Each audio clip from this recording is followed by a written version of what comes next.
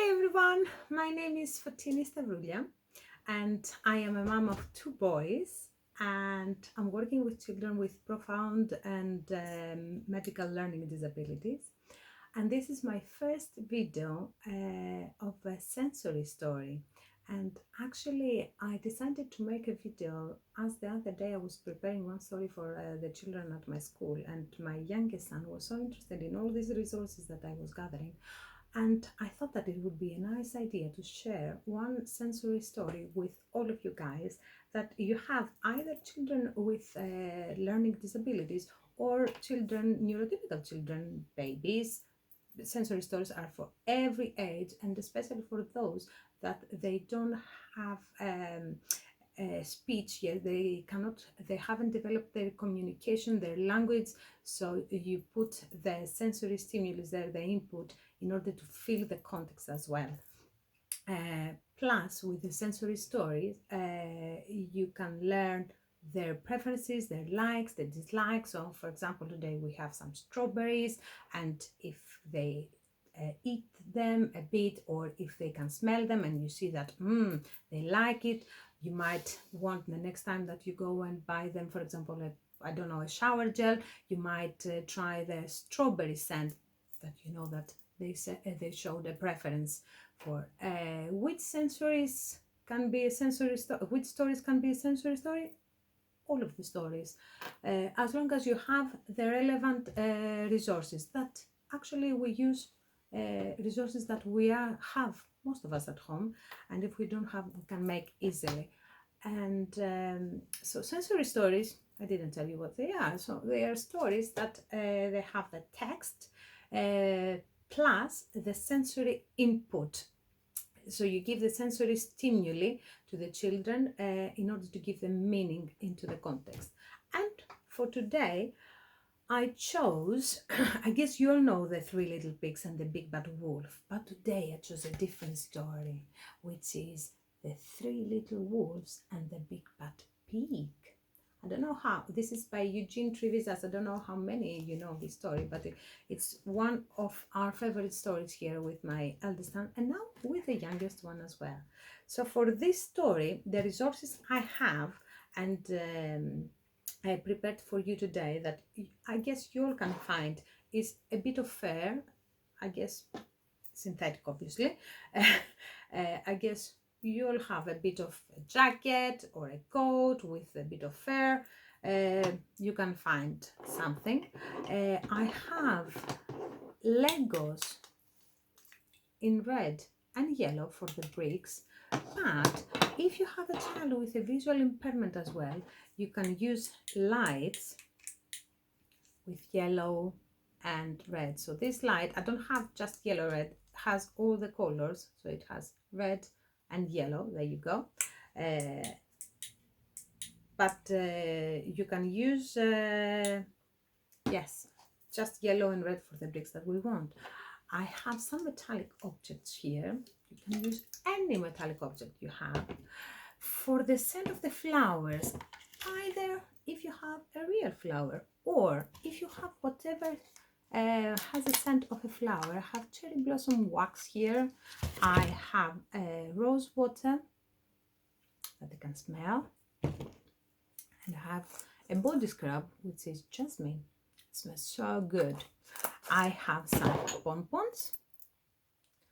I have strawberry or strawberry jam. So it depends again on the individual's needs. So there are some children that they are not oral fed, so they can have a bit on their lips to try, or some babies that they haven't started solids yet and they cannot bite. So again, they can smell the strawberry, or they can have a bit on their lips and lick it. I have also a hairdryer. You can have a fan or a hand fan, some pots and pans, and I have on my mobile some drill sound that I'm gonna use a bit later, which is here. There you go. So, are you ready to start? So now that you know what you have to gather, we can start our story. And I hope you enjoy it. Bear with me, it's my first time reading in front of everyone. So, I'm going to show you as well the pictures. Once upon a time, there were 3 cuddly little wolves with soft fur and fluffy tails who lived with their mother. At this point, you can pass to your children and they can feel the fur on their body, their hands, their feet, their face, see their reactions and if they like it. The first was black, the second was grey, and the third was white. One day the mother called the 3 little wolves around here and said, "My children, it is time for you to go out into the world. Go and build a house for yourselves. But beware of the big bad pig." "Don't worry, mother, we will watch out for him," said the 3 little wolves, and they set off. Soon they met a kangaroo who was pushing a wheelbarrow full of red and yellow bricks. "Please, will you give us some of your bricks?" asked the 3 little wolves. "Certainly," said the kangaroo, and she gave them loads of red and yellow bricks. So the 3 little wolves built themselves a house of bricks. And again, at this point, you can give them to grasp the Legos. You can give them, if they're baby and they're developing their fine motor skills, smaller Legos, smaller pieces, obviously with your supervision. If they can grasp, if they can hold it, if they can cross the middle line and pass it from one hand to the other, or do some looking with yellow and red lights. The very next day, the big bad pig came crawling down the road and saw the house of bricks that the little wolves had built. The 3 little wolves were playing croquet in the garden. When they saw the big bad pig coming, they ran inside the house and locked the door.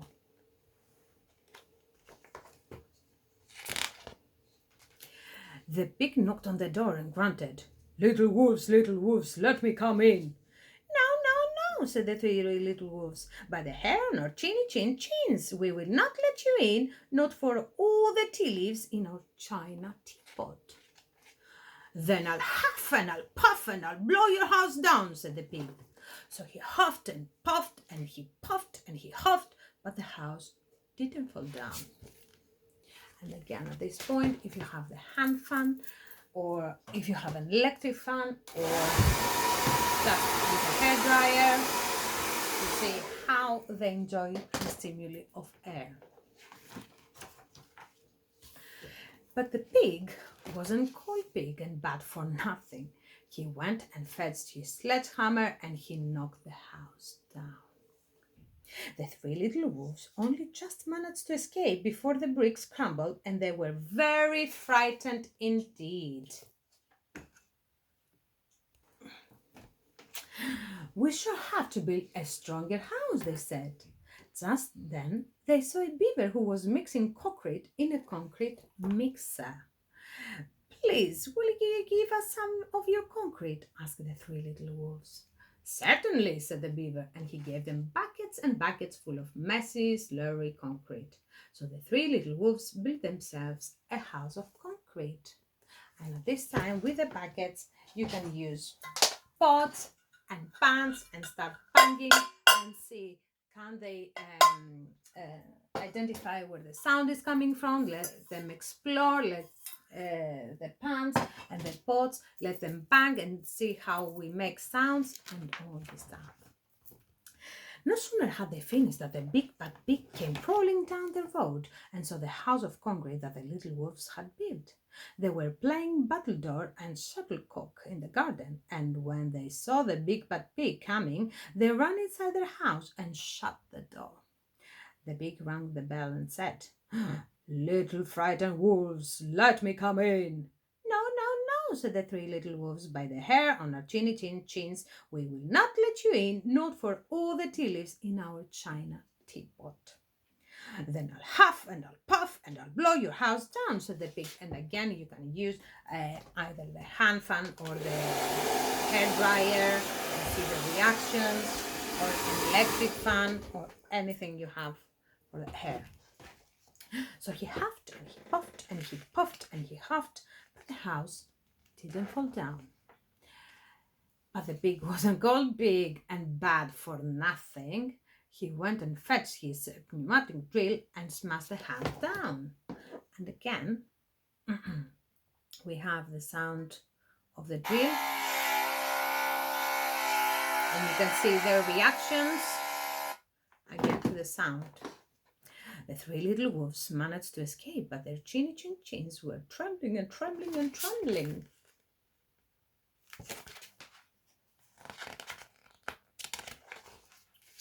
We shall build an even stronger house, they said, because they were very determined. Just then, they saw a truck coming along the road carrying barbed wire, iron bands, armor plates, and heavy metal padlocks. Please, will you give us some of your barbed wire, a few iron bands and armor plates, and some heavy metal padlocks? They said to the rhinoceros, who was driving the truck. Sure, said the rhinoceros, and he gave them plenty of barbed wire, iron bands, armor plates, and heavy metal padlocks. He also gave them some plexiglass and some reinforced steel chains because he was a generous and kind-hearted rhinoceros. So the three little wolves built themselves an extremely strong house. It was the strongest, securest house one could possibly imagine. They felt absolutely safe. And again here, so in this part of the story, you can use whatever metallic objects you have, or if you have a plexiglass, for them again to explore and see maybe themselves if they are mirroring. So just use your imagination and use anything that can be metallic. The next day, the big bad pig came prowling along the road as usual. The three little wolves were playing hopscotch in the garden. When they saw the big bad pig coming, they ran inside their house, bolted the door, and locked all the 37 padlocks. The pig dialed the video entrance phone and said, "Little frightened wolves with the trembling chins, let me come in." "No, no, no," said the little wolves, "by the hair on our chinny chin chins, we will not let you in, not for all the tea leaves in our china teapot." "Then I'll huff and I'll puff and I'll blow your house down," said the pig. And again, you use the fan or the hairdryer or whatever you have. Even just a magazine and make some air. It's fine. So he huffed and he puffed and he puffed and he huffed, but the house didn't fall down. But the pig wasn't called big and bad for nothing. He brought some dynamite, laid it against the house, lit the fuse, and the house blew up. The three little wolves just managed to escape with their fluffy tails crossed. So at this stage, I didn't have now any, but if you have an empty pack of crisps, you can just, blow it, or balloon or something like that. I didn't have any, I'm afraid. Something must be wrong with our building materials, they said. We have to try something different. But what? At that moment, they saw a flamingo coming along, pushing a wheelbarrow full of flowers. "Please, will you give us some flowers?" asked the little wolves. "With pleasure," said the flamingo, and he gave them lots of flowers. So the three little wolves built themselves a house of flowers. One wall was of marigolds, one of daffodils, one of pink roses, and one of cherry blossoms. The ceiling was made of sunflowers, and the floor was a carpet of daisies. They had water lilies in their bathtub and buttercups in their refrigerator. It was a rather fragile house, and it swayed in the wind, but it was very beautiful. Next day, the big bad pig came crawling down the road and saw the house of flowers that the three little wolves had built. He rang the bluebell at the door and said, "Little frightened wolves with the trembling chins and the scorched tails, let me come in."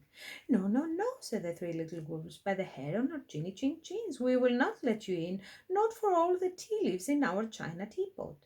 "Then I'll huff and I'll puff and I'll blow your house down," said the pig. And again, you make, this air. But as he took a deep breath, ready to huff and puff, he smelled the soft scent of the flowers. And again now, you can use for a flower scent whatever you have available at home. So either you can pass a real flower, or you can spray a plastic flower if you have with the scent of a flower, or if you don't have any of this, I have a cherry blossom wax that they can smell. It's Smells really nice. I have a body scrub, a jasmine. It doesn't matter. It doesn't have to be daffodils. It doesn't have to be roses. It smells really good. It doesn't have to be exactly what the story says. Just give them the stimuli, the different kind of stimuli, so you'll see their preferences as well.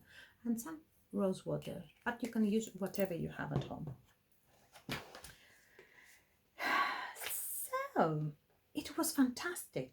And because the scent was so lovely, the pig took another breath and then another. Instead of huffing and puffing, he began to sniff. He sniffed deeper and deeper until he was quite filled with the fragrant scent. His heart grew tender and he realized how horrible he had been. Right then, he decided to become a big, good pig. He started to sing and to dance the tarantella. At first, the three little ones were a bit worried. It might be a trick, but soon they realized that the pig had truly changed, so they came running out of the house. They started playing games with him. First, they played pig pong. So, with the pig pong, we play with balls. And I have some pom-pom here, but if you have any squishy balls, whatever balls, you can use them as well for them to give them and, explore with their hands and squishy and squeeze them and or use their fine motor skills to pick them up and all this kind of stuff. And when they were all tired, they invited him into the house. They offered him tea and strawberries and wolfberries and asked him to stay with them as long as he wanted. So again, I have a strawberry for those that they can't eat a strawberry, so they can taste it, or some children they can't, either because they're really young and they haven't started solid, or because they are not orally fed. So you can have a strawberry jam, either for them to smell or just put on their lips and just lick it. Or even they can touch it, they can feel it and touch it and see how sticky it is, the jam and all this stuff. Just give lots of sensory input. The pig accepted and they all lived happily together ever after. So that was just an idea of a sensory story and how to make any kind of story a sensory story. I hope you enjoyed it. I think I'll prepare some more for you because I really enjoyed doing that with my kids, and I think you'll enjoy that too. So until next time.